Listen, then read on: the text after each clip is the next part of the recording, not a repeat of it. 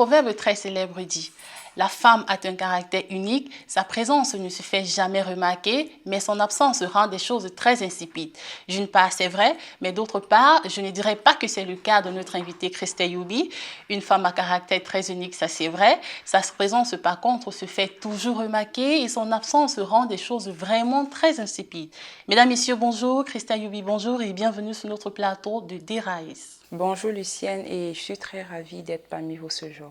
C'est un plaisir pour nous de vous accueillir. Merci d'avoir accepté notre invitation. Dérail, c'est cette émission-là qui parle sans filtre de la DCI. La dernière fois, sur notre plateau, on a accueilli Chanceline Bouchon, présidente nationale 2023. Il nous a fait connaître la DCI, comment est-ce qu'elle est structurée, l'histoire de la DCI Cameroun. D'entrée de jeu, Christelle, dites-nous, qu'est-ce qui vous a motivé à intégrer la DCI? Parce que j'ai vu que vous avez fait le tour des organisations, mais finalement, vous êtes resté dans la DCI. Elle a quoi de spécial, cette organisation? En fait, mon parcours Jeune Chambre commence en 2008, quand je suis encore étudiante au niveau de l'université de Boya. Et j'étais journaliste étudiante. Et à l'époque, j'interviewais, je travaillais beaucoup avec les associations. Donc, comme tu l'as si bien dit, j'avais fait le tour des organisations au niveau de l'université. Aucune n'avait véritablement retenu mon attention. Mais en fin d'année 2008, j'ai rencontré le président entrant en 2009 de la DCI universitaire, DCI University of Boya, qui m'avait impressionné par sa manière de prendre la parole et de présenter l'organisation. Et au début de l'année académique suivante, j'ai rejoint l'organisation et la toute première réunion m'a demandé de prendre le rapport de la séance. N'ayant jamais eu une expérience pareille, je me suis dit que c'était l'occasion et l'opportunité pour moi d'apprendre. Et je me suis dit justement, la Jeune Chambre était cette organisation qui devait me donner les capacités, je vais dire, sociales et techniques que je n'ai pas forcément eu l'occasion d'apprendre dans mon parcours d'étudiante. Donc, c'est l'une des raisons pour lesquelles j'ai dit cette organisation, c'est l'endroit où je devrais être. Est-ce que jusqu'ici, vous pensez que ça vous a vraiment aidé?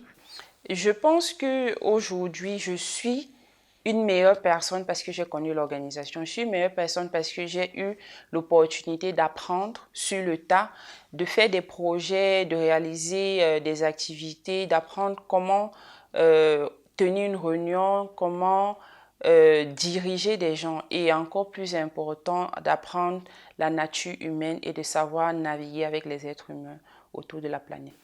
En parlant de diriger les gens, vous êtes actuellement présidente du Sénat et selon ce que Bouchon nous a dit, un sénateur est celui-là qui a plus de 40 ans, qui a fait ses preuves dans la DCI et puis à 40 ans, il passe à sénateur.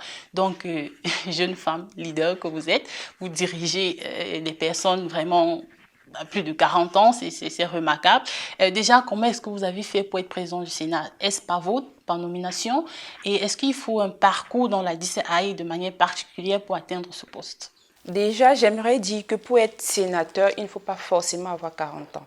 Pour être sénateur, il faut avoir impacté de manière significante, je vais dire de manière particulière, l'organisation. Ça veut dire qu'il faut avoir fait des actions qui marquent non seulement l'organisation locale, l'organisation nationale, mais la GCI de manière globale. Et pour être sénateur, il faut juste être, comme on le dit en anglais, outstanding. C'est juste une reconnaissance qui démontre que vous avez servi de manière loyale l'organisation et que votre organisation locale ou votre organisation nationale voudrait vous avoir comme membre à vie de la DCI. Parlons maintenant de la présidence du Sénat. Je pense que c'est statutaire. Les textes de l'organisation nationale aujourd'hui disent que quand un président national sortant est sénateur, automatiquement, il devient président du Sénat. Ça voudrait dire qu'en principe, tous les présidents nationaux sortants, à la fin de leur mandat, s'ils sont sénateurs, ils prennent les rênes du Sénat. Donc, c'est déjà statutaire. Et c'est très vrai que ce n'est pas facile de diriger des personnes, je vais dire des personnes aînées ou des personnes âgées. Il faut s'y prendre avec beaucoup de tact. il faut comprendre la nature des différentes personnes et essayer de juguler pour ne pas heurter les sensibilités des uns et des autres. Et c'est un parcours, je vais dire, à la fois inspirant, c'est un parcours d'apprentissage parce que étant président d'une organisation nationale, on dirige des jeunes.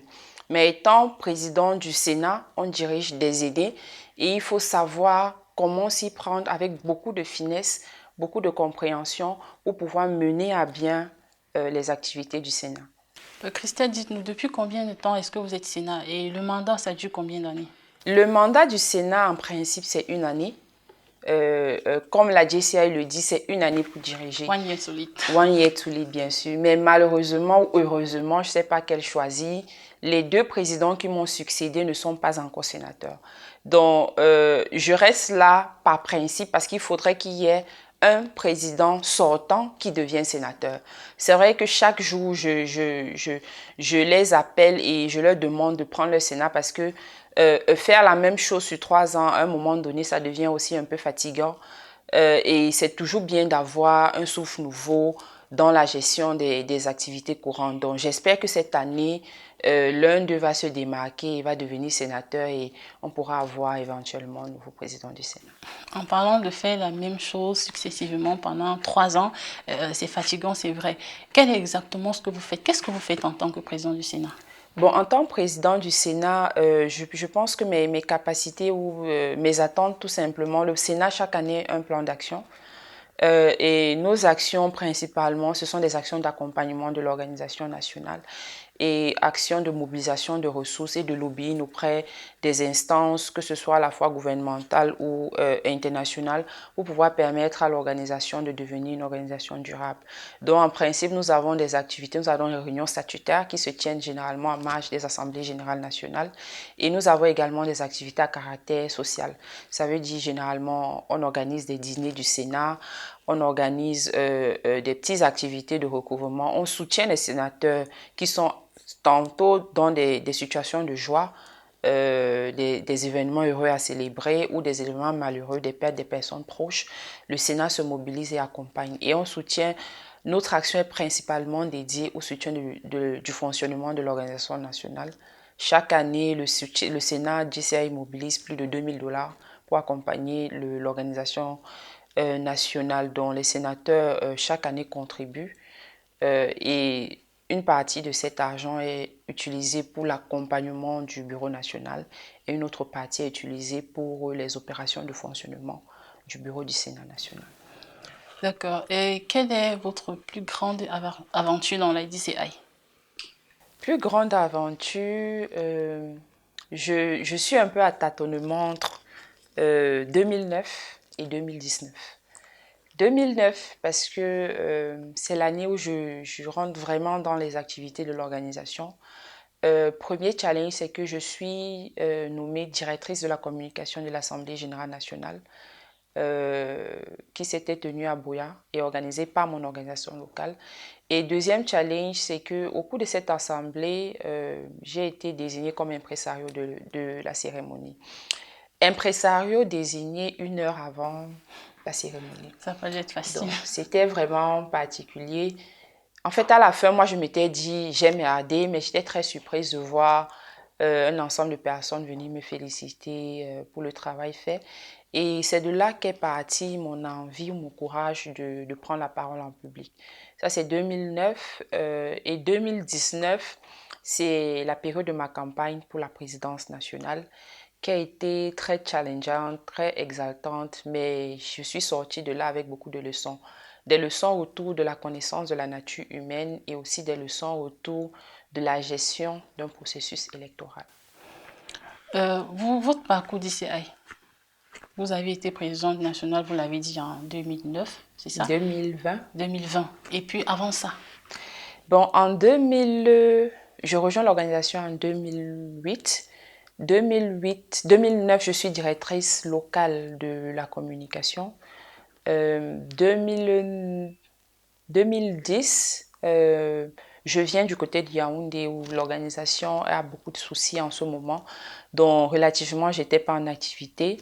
2011, je termine mon parcours à l'IREC et je suis plus disponible, donc je commence à fait des formations pour l'organisation locale. En 2012, je suis vice-présidente locale de JCI Yaoundé Excel.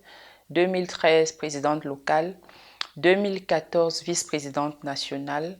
2015, conseillère juridique nationale. 2016, j'étais directrice de la communication nationale. Oui. 2016, 2017, j'avais pas de responsabilité, mais j'étais membre d'un comité sur le plan international, comité JCI Peace is Possible, dont j'étais chargée de réaliser la campagne Peace is Possible sur le Cameroun. 2018, également, année sans engagement. 2019, je suis vice-présidente exécutive nationale. 2020, présidente nationale. 2021, présidente du Sénat.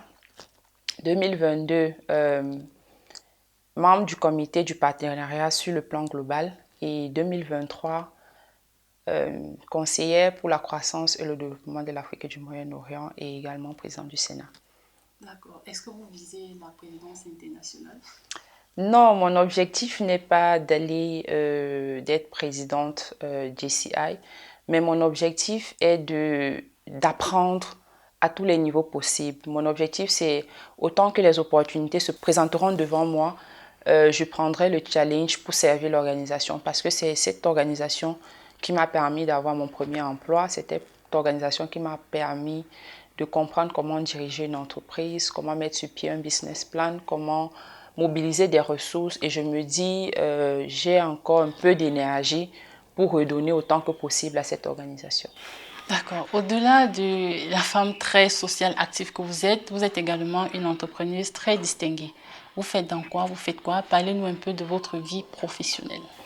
Donc, déjà, pour vous parler de ma vie professionnelle, j'ai commencé à bosser en 2011 en tant que responsable commercial chez General Electric. Et j'ai terminé là-bas comme responsable des ventes pour l'Afrique centrale et aussi responsable du bureau pays. Après cette carrière de près de 10 années, j'ai ouvert mon entreprise IM Group qui fait dans la communication et le marketing digital. Donc essentiellement, nous faisons dans la création graphique, impression, nous faisons dans la production audiovisuelle, nous faisons dans le marketing digital, nous faisons dans le développement web et le développement d'applications. Et nous associons à cela un peu des travaux d'événementiel et de traduction. Donc, de manière globale, nous sommes une agence 360 pour l'accompagnement des entreprises, des organisations internationales et certains parapublics dans la mise en œuvre de leur stratégie de communication et de visibilité. D'accord. Un mot de fin, un mot qui s'adresse à la jeunesse camerounaise, mondiale, pourquoi pas. Nous sommes en pleine fête de la jeunesse. D'accord. En cette période, tu as dit cette semaine de la jeunesse au Cameroun, je pense que cette semaine de la jeunesse, particulièrement cette année, se situe dans un cadre vraiment relativement trouble, où on a un ensemble d'événements sur le plan national qui suscitent beaucoup d'interrogations, que ce soit pour les plus petits ou les moins jeunes. Aujourd'hui, on se retrouve dans des situations où on a des enfants qui nous posent des questions, qui veulent comprendre ce qui se passe, pourquoi on a coupé la lumière, pourquoi on arrête tel. Mais je voulais juste dire à cette jeunesse de rester focalisée sur l'objectif, de multiplier d'efforts parce qu'aujourd'hui, il est très difficile de trouver ne serait-ce qu'un stage, ne serait-ce qu'une opportunité, mais vraiment de se former et d'aller vers des stages, que ce soit des stages rémunérés ou non, d'apprendre et d'être le meilleur d'eux-mêmes dans tout ce qu'ils feront. Parce que avec les évolutions du monde et avec les challenges, il n'est plus évident de trouver des opportunités, mais ce n'est que ceux qui croient et qui se donnent plus de chances à réussir qui verront les choses meilleures demain. Comme l'une de nos artistes a dit, qui croira verra. Et les bonnes choses sont à venir. Merci. Les bonnes choses sont à venir. Christelle Yubi, merci d'avoir accepté notre invitation. Merci de vous être présentée sur le plateau de The Rise. une prochaine fois peut-être dans un autre cadre, pourquoi pas. Merci et excellente journée à vous. Mesdames, Messieurs, merci d'avoir été de nôtres, merci d'avoir écouté D-Rise, 57e édition de la Fête de la Jeunesse. Je vous laisse avec ce thème. Jeunesse, réarmement moral, civique et entrepreneurial, gage de discipline par l'édification d'un Cameroun uni et prospère. Lucien Degoué, je suis. Merci et à très bientôt.